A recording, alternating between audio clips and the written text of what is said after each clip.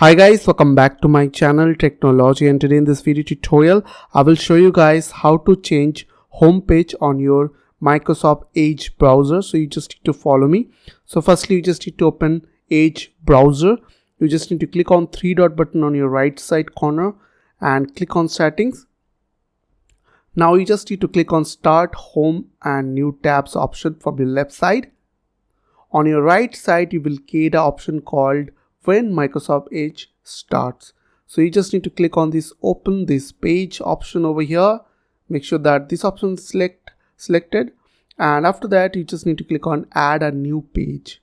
Now here I will type the URL of google.com, and after that click on add. Once it will done, it will show you over here as you can see.